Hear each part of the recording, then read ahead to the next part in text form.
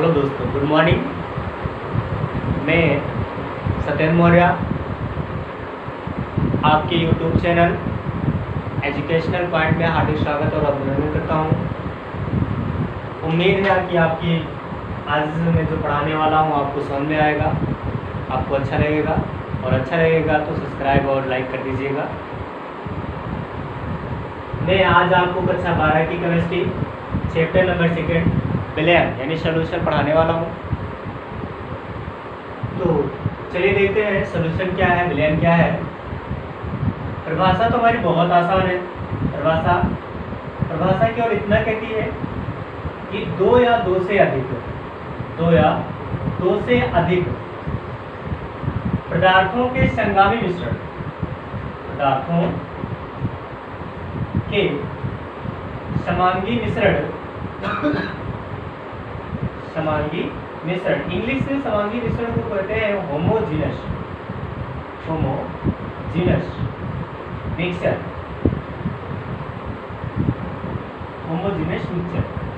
समांगी मिश्रण को क्या कहते हैं हम? विलयन कहते हैं। बहुत आसान है बंदा सब। दो या दो से अधिक पदार्थों के समांगी मिश्रण को हम क्या कहते हैं? विलयन कहते हैं। जैसे हमने क्या कह दिया कि पानी लिया और पानी में क्या कर दिया हमने? 1 लीटर पानी लिया। चलिए 1 लीटर पानी लेते हैं, मात्रा भी डिफाइन कर देते हैं। 1 लीटर पानी में हम क्या करते हैं? 50 ग्राम, चलिए 50 ग्राम चीनी डाल देते हैं। 50 ग्राम क्या कर देते हैं? चीनी डाल देते हैं। हमने क्या किया? एक बॉटल लिया, एक बर्तन लिया, इसमें 1 लीटर पानी भरा गया है। इस 1 लीटर पानी में हमने क्या कर दिया? चीनी डाला। पानी तो लिया ही है, चीनी डाल दिया। कितना डाल दिया? 50 ग्राम। तो बना हुआ जो विलयन है, बना हुआ जो कंपोनेंट है हमारा, ये क्या कहलाएगा? विलयन कहलाएगा। ये मिश्रण जो है हमारा क्या कहलाएगा? ये मिश्रण ही हमारा क्या कहलाएगा? सॉल्यूशन कहलाएगा। मिश्रण की बात अलग है, यहाँ पर आप लोग कई सारी चीज़ों को मिश्रण सॉल्यूशन बोल सकते हैं, विलयन कह सकते हैं।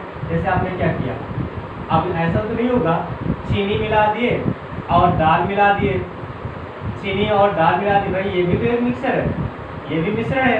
लेकिन इस मिश्रण को हम लोग विलयन नहीं कहेंगे। इस मिश्रण को हम लोग विलयन नहीं कहेंगे। क्यों? क्योंकि यहाँ पर देख रहे हैं कि हमें एक समांगी मिश्रण भी चाहिए। ये एक समांगी मिश्रण, समांगी मिश्रण का मतलब क्या होता है? सम मतलब होता है समांगी। मैं बता देता हूँ आपको।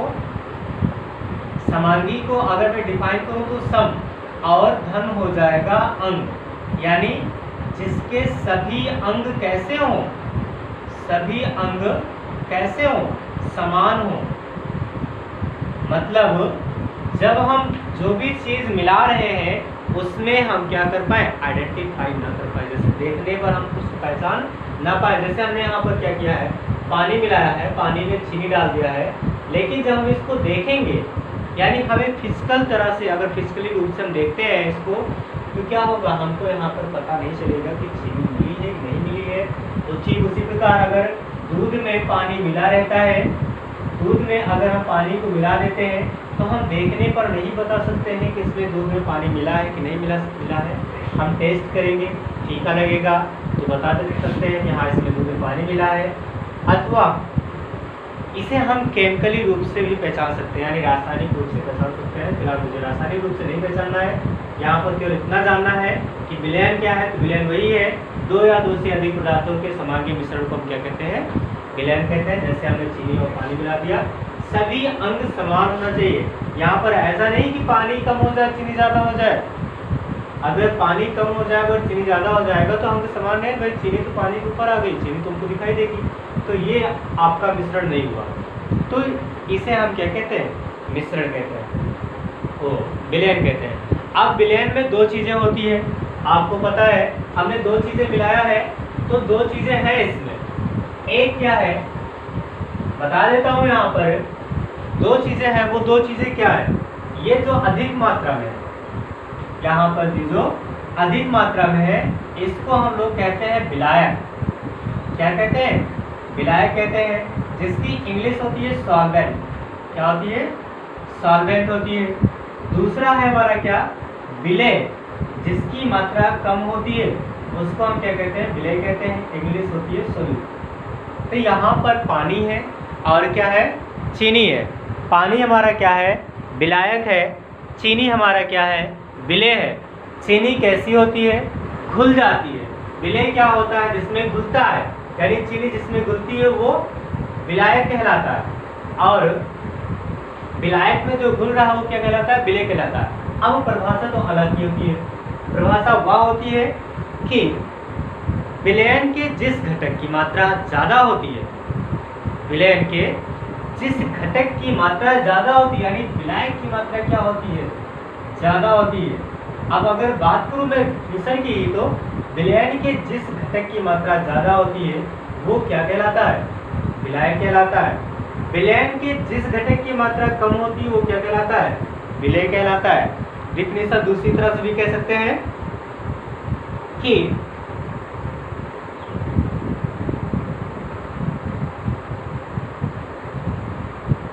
दूसरी तरह से डिफिनेशन ये हो जाएगी कि विलेय जिसमें विलीन होता है, विलेय किसी भी विलयन में, किसी भी विलयन में विलेय जिसमें विलीन होता है वो क्या कहलाता है, विलायक कहलाता है। अथवा जिस विलयन में जिस घटक की मात्रा ज़्यादा होती है उसे हम क्या कहते हैं, विलायक कहलाते हैं, विलायक कहते हैं। विलेय क्या होता है, विलेय विलायक में या फिर विलायक में जो विलीन होता है, विलायक में जो विलीन होता है वो क्या कहलाता है, विलेय कहलाता है। अथवा जिस विलयन में विलायक में विलेय, जिस विलयन में विलेय विलायक में मिल जाता है वो क्या कहलाता है, विलेय कहलाता है। तो यहाँ पर हम परिभाषा को कई तरह से बता सकते हैं। परिभाषा हो गई विलेय और विलायक की। तो नोट्स तो आप लोग अपने आप से बनाएंगे या फिर मैं बोल भी सकता हूँ, तो अगर लिखना है तो लिख लीजिएगा। लिखेंगे जिस विलयन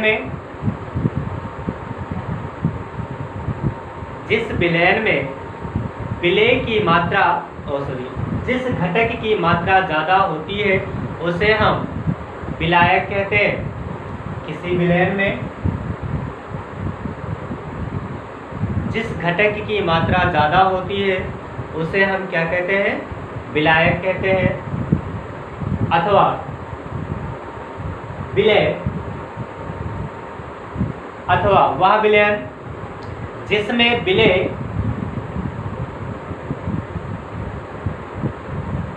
विलीन हो जाता है उसे हम विलायक कहते हैं, उसे विलायक कहते हैं। विलेय क्या है,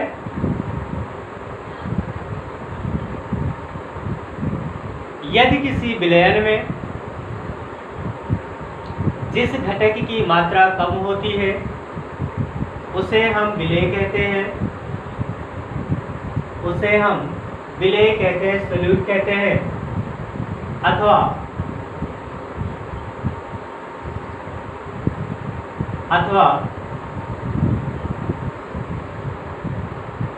वह घटक जो विलायक में विलीन हो जाता है, जो विलायक में विलीन हो जाता है, विलेय कहलाता है। जैसे पानी में क्या हो रहा है, चीनी विलीन हो रही है, तो पानी क्या हुआ आपका, विलायक हो गया, चीनी क्या हो गई, विलेय हो गई। और जब चीनी और पानी आपस में मिल गए तो क्या बना लिया, यहाँ पर विलयन बना लिया। ये क्या हो गया, विलयन हो गया। ठीक है, इतना तो हो गया आपका विलयन। ये हमारी इस चैप्टर का एक छोटा सा टॉपिक है, अभी इम्पोर्टेंस नहीं है।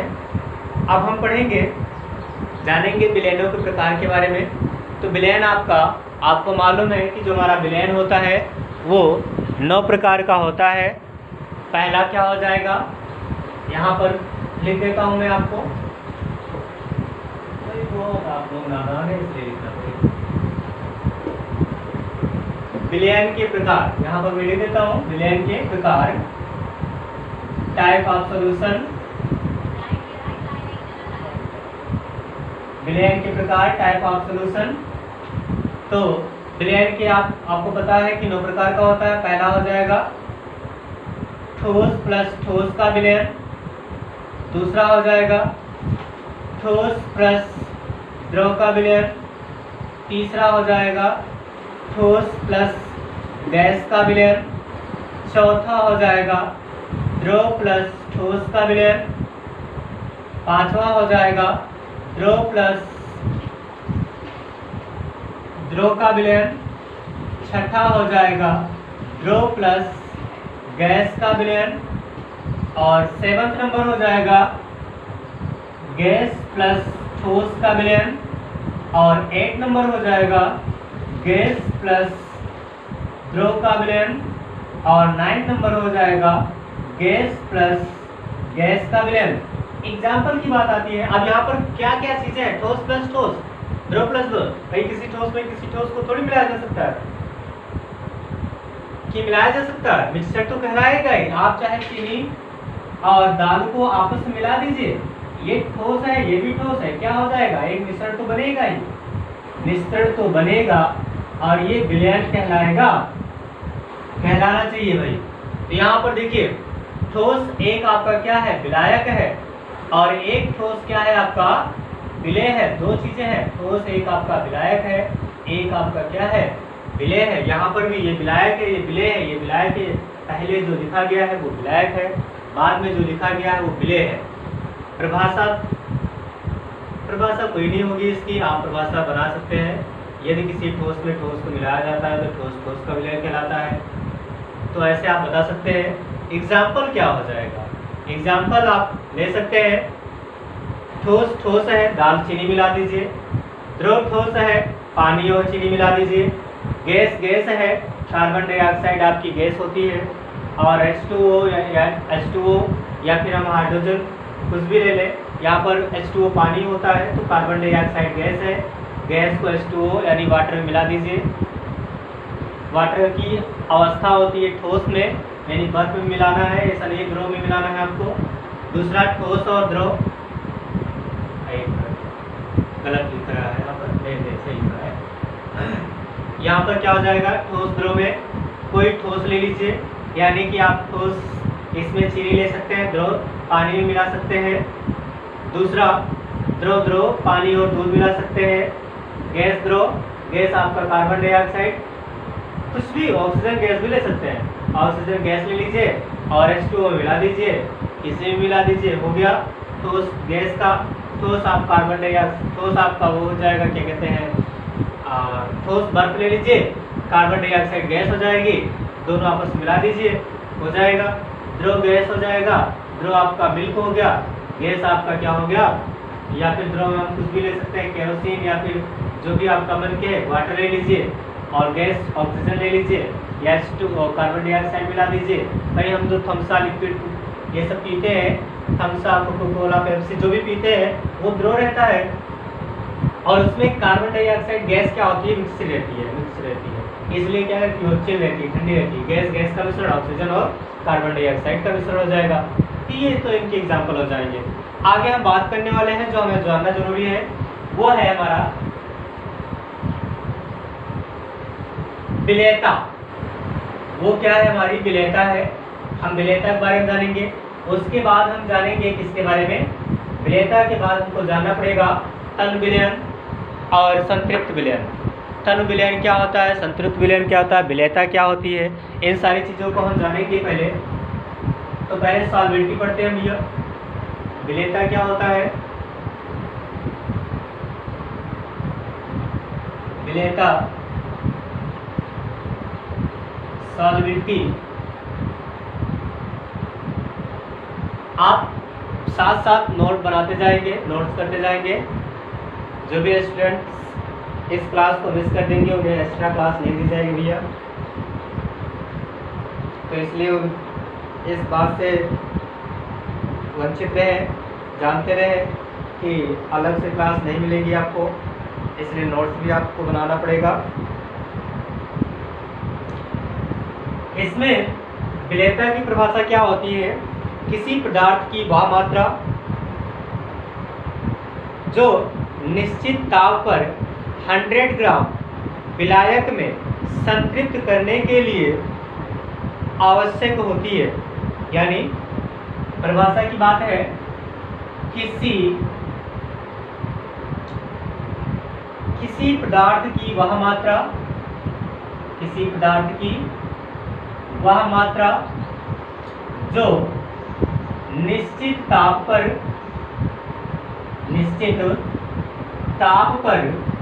100 ग्राम 100 ग्राम विलयन को, 100 ग्राम नहीं सॉरी विलायक को, 100 ग्राम विलायक को संतृप्त करने के लिए, अभी आप जानेंगे संतृप्त क्या होता है। संतृप्त करने के लिए, संतृप्त करने के लिए आवश्यक होती है विलेयता कहलाता है या विलेयता कहलाती है। विलेयता कहलाती है, बहुत इंपॉर्टेंट टॉपिक है भैया। इसमें से आपको न्यूमेरिकल भी पूछा जाता है। फिलहाल न्यूमेरिकल के लिए हमें कोई अलग से फार्मूला नहीं बताएंगे हम आपको। फार्मूला ये सब चलकर आप जब आगे हाई स्कूल में जाते हैं तब आपको पढ़ना होता है। अभी तो यहाँ पर छोटा सा ही है टॉपिक। तो यहाँ पर देखिएगा, किसी पदार्थ की वह मात्रा जो निश्चित ताप है, यानी एट कांस्टेंट टेम्परेचर होना चाहिए। टेम्परेचर कैसा होना चाहिए? कांस्टेंट होना चाहिए। टेम्परेचर यानी T बराबर कांस्टेंट। कांस्टेंट क्या होना चाहिए? टेम्परेचर। टेम्परेचर कैसा होना चाहिए? हमारा कांस्टेंट होना चाहिए। कांस्टेंट टेम्परेचर पर किसी पदार्थ की वह मात्रा जो 100 ग्राम विलायक को, अब यहाँ पर विलायक की मात्रा भी कांस्टेंट नियत है, वो कितना है? 100 ग्राम। हमारा जो विलायक है वो कितना है? 100 ग्राम।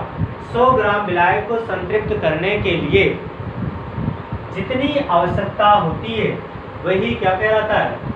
वही उसकी विलेयता कहलाती है। अब बात ये है कि हम कैसे क्या कह रहे हैं, कुछ समझ नहीं आ रहा आपको।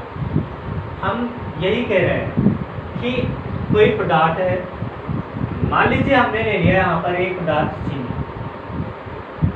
चीनी लिया, और इस विलायक का जो तापमान है, यानी इसका जो ताप है वो क्या है? कांस्टेंट है, एक नियत है। कैसा भैया? नियत है। तो यहाँ पर आप इस बात को लाते रहिए कि हम यहाँ पर कोई भी ताप बढ़ा नहीं रहे। ताप कैसा है? नियत है। इस नियत ताप पर 100 ग्राम विलायक को जो पदार्थ संतृप्त करेगा या इसको संतृप्त करने के लिए जिस पदार्थ की जितनी मात्रा है, अब पहले तो हम ये जान लेते हैं ये संतृप्त क्या होता है, तो आप कंफ्यूज रहेंगे। संतृप्त क्या होता है? संतृप्त ये होता है कि एक निश्चित ताप पर हम क्या करते हैं, किसी विलायक में पदार्थ को मिलाते जाते हैं,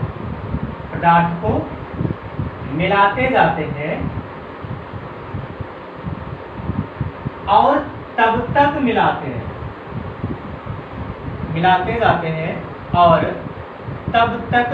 हैं जब तक वह पदार्थ घुलना बंद ना कर दे या बंद ना हो जाए। यानी कि अब हमें ये सोचना है कि हमने क्या लिया, एक टब में हमने क्या लिया? पानी लिया। एक स्पॉट हमने पानी लिया। अब इस पानी में हमने क्या किया? पानी कांस्टेंट है, पानी का ताप भी कांस्टेंट है। ऐसा नहीं है पानी को बढ़ाते जाएंगे भैया, पानी भी हमने जितना लिया उतना ही रहेगा, ताप भी उतना ही रहेगा जितना ताप हमने शुरू में ले लिया है। चाहे वो रूम टेम्परेचर हो, चाहे आप लैंप लगाकर टेम्परेचर को बढ़ा रहे हो या बढ़ाने के बाद उस पर क्या करते हैं? कांस्टेंट करते हैं। अब हम क्या करेंगे, इसमें हम चीनी मिला रहे हैं भैया,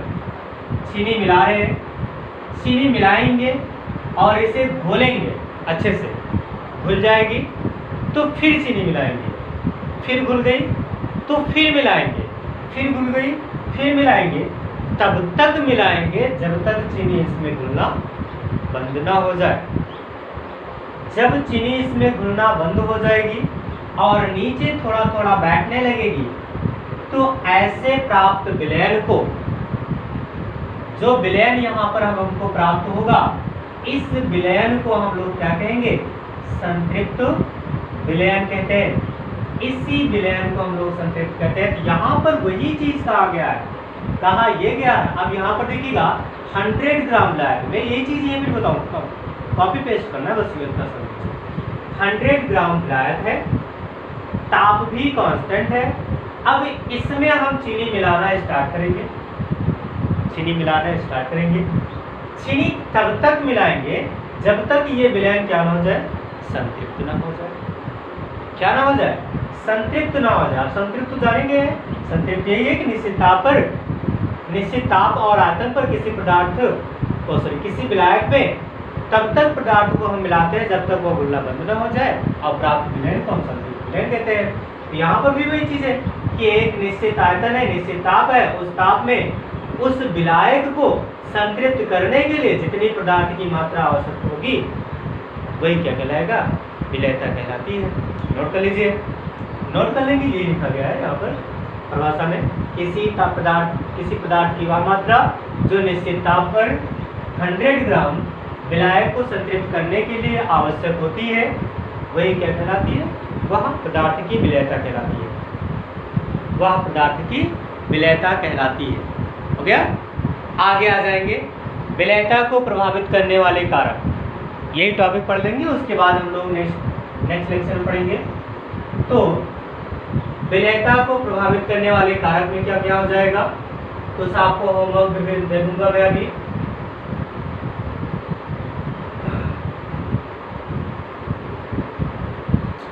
विलयता को प्रभावित करने वाले कारक क्या क्या है?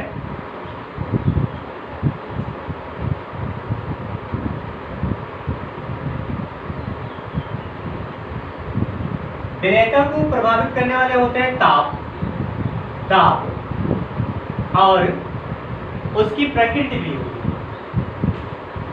यहाँ पर ताप, दाब, विलायक और विलय की प्रकृति।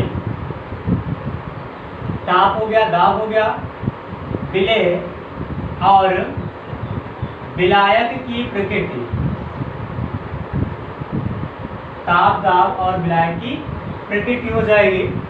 अब देखना ये चीजें, कई और भी चीजें होती हैं, जैसे कि पदार्थ का यानी कणों का आकार, तो वो प्रकृति में आ जाएगा।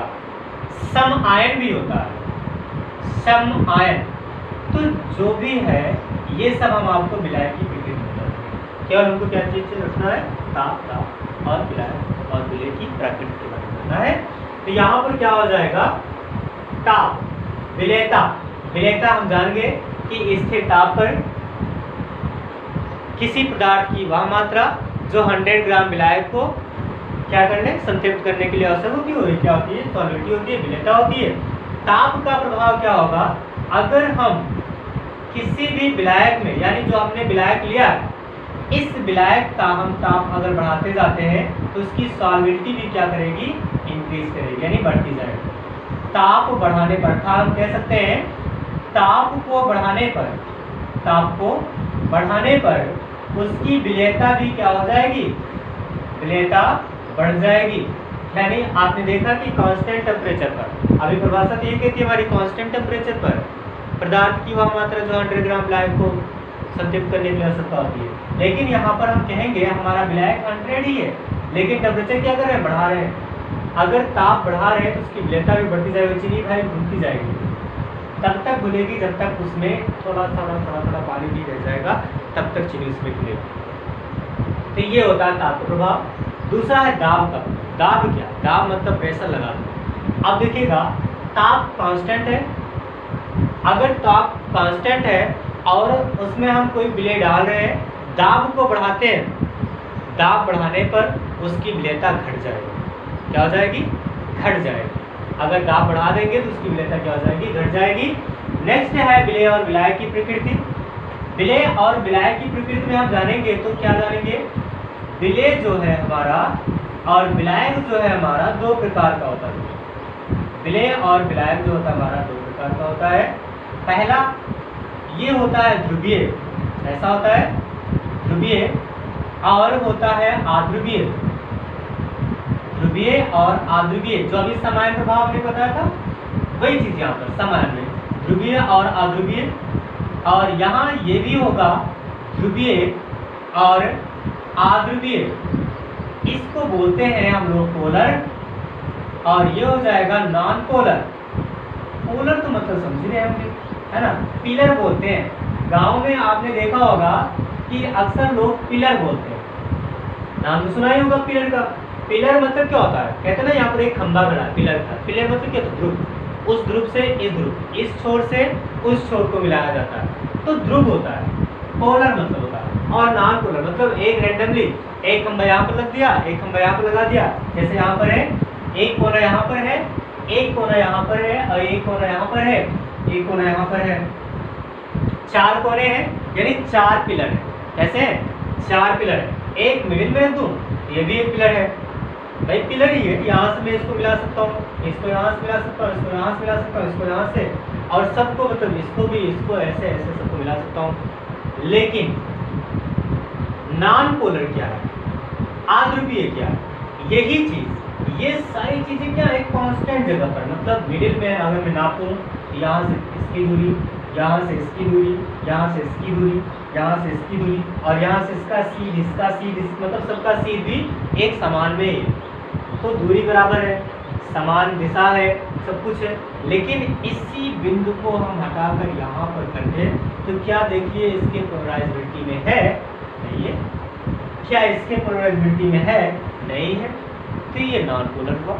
अब इसी में बात करते हैं हम थोड़ा सा, ये तो खंभे की बात हो गई, तो हमको खंभा से नहीं लेना है इसमें विलायक में, यानी इस बार किसी भी विलायक में को खंभा नहीं लेना भैया, हमको यहाँ पर विलय लेना है, यानी विलय और विलायक लेना है, विलय और विलायक लेना है। तो पोलर विलय कैसा होगा, जो विलय में यानी किसी भी विलायक में अगर जिसको हम डालें तो वो क्या हो जाए, अपने आयनों में टूट जाए। जो वह विलय, वह घटक जिसको हम किसी विलायक में डालते हैं तो वो अपने आयनों में कैसा हो जाए, टूट जाए, तो वो पोलर कहलाएगा। अच्छा, तो पोलर विलय, पोलर विलायक में या पोलर विलय जो है वो घुलेगा किसमें, पोलर विलय में। सिंपल सा बात है। एक चीज इसमें हम आपको बता दें, अगर आपका विलय ध्रुवीय है तो विलायक आपका अध्रुवीय हो सकता है। यानी कि इसमें क्या है कि विलय अगर ध्रुवीय है तो विलायक भी आपका ध्रुवीय विलायक भी हो सकता है और अध्रुवीय विलायक भी हो सकता है। लेकिन एक चीज और है इसमें कि अगर विलायक आपका अध्रुवीय है, चलिए विलय आपका कैसा है, अध्रुवीय है, तो आपका विलय भी इसमें ध्रुवीय या फिर ध्रुवीय होना चाहिए, अध्रुवीय नहीं चलेगा इसमें। अगर आपका विलय कैसा है, अध्रुवीय है, तो विलायक आपका ध्रुवीय होना चाहिए। मतलब दोनों में से अगर कोई अध्रुवीय है तो दूसरा कैसा होना चाहिए, ध्रुवीय होना चाहिए, तभी एक दूसरे में घुलेंगे। तो विलयता क्या है, विलयता ये है कि अगर हम विलायक हमारा कैसा है, ध्रुवीय है, विलायक हमेशा कैसा है, ध्रुवीय है, और विलय भी हमारा कैसा है, ध्रुवीय है, तब सॉल्वेंटी यानी कि उसकी विलयता क्या हो जाएगी, बढ़ जाएगी भैया, उसकी विलयता क्या हो जाएगी, बढ़ जाएगी। अगर हमारा विलायक अध्रुवीय है, विलायक हमारा अध्रुवीय है और विलय हमारा ध्रुवीय है, तो उसकी विलयता बढ़ेगी नहीं, कांस्टेंट भी कह सकते हैं या फिर हम कह सकते हैं घट जाएगी। क्या कहते हैं, घट जाएगी। परंतु हमारा विलायक अगर क्या हो जाए, अध्रुवीय, और विलय भी हमारा कैसा हो जाए, अध्रुवीय हो जाए, कैसा हो जाए, अध्रुवीय हो जाए, तो विलयता होगी ही नहीं। यहाँ पर क्या होगी, विलयता नहीं होगी, अथवा विलयता पूरी तरह से डिक्रीज हो जाएगी, घट जाएगी। तो ये हुआ इसके विलेयता के प्रकार यानी प्रभाव, ताप बढ़ाने विलेयता बढ़ेगी, ताप बढ़ाने पर विलेयता घटेगी। विलय की प्रकृति, विलेय और विलय की प्रकृति पर विलेयता को प्रभावित करता किया जा सकता है। विलेय अगर ध्रुवीय है, विलय भी अगर ध्रुवीय है तो विलेयता आपकी बढ़ेगी। विलेय अगर अध्रुवीय है, विलय और विलय का आपका ध्रुवीय है तो विलेयता घट जाएगी। ये चीज़ें हैं, क्योंकि यहाँ पर देखिए आपने लिया है NaCl, ये ध्रुवीय होता है। अगर मैं कुछ और यहाँ पर पदार्थ ले लूँ जो होगा अध्रुवीय, जैसे बेंजीन, मैं बेंजीन ले लेता हूँ C6H6, ये कैसा है, अध्रुवीय है। इसको मैं किसी में भी भूलूंगा ये टूटेगा नहीं भैया, ये कभी नहीं टूट सकता। अगर टूटेगा तो कोई कुछ टूट ही नहीं सकता, ये टूटेगा ही नहीं। अगर ये टूटेगा ही नहीं तो भूलेगा कैसे NaCl, और जब भूलेगा ही नहीं तो उसकी विलेयता क्या हो जाएगी, विलेयता क्या हो जाएगा, घट जाएगा। इतना हो गया, ये विलेय और विलय मतलब सॉल्यूशन हो गया, यानी विलयन हो गया और विलेयता हो गई, विलेयता को प्रभावित करने वाले कारक हो गए। इतना चीज़ आप पढ़िएगा। वीडियो को अगर वीडियो पसंद आया हो तो लाइक कर दीजिएगा, सब्सक्राइब कर दीजिएगा और शेयर कर दीजिएगा, चूँकि आपको फ्रेंडों को मिल सके, वो भी पढ़ सके। और बेल आइकन को दबा दीजिएगा, चूँकि आने वाली वीडियो आपको जैसे अपलोड होगी आपको नोटिफिकेशन मिल जाएगा। आज के लिए इतना ही, बहुत धन्यवाद।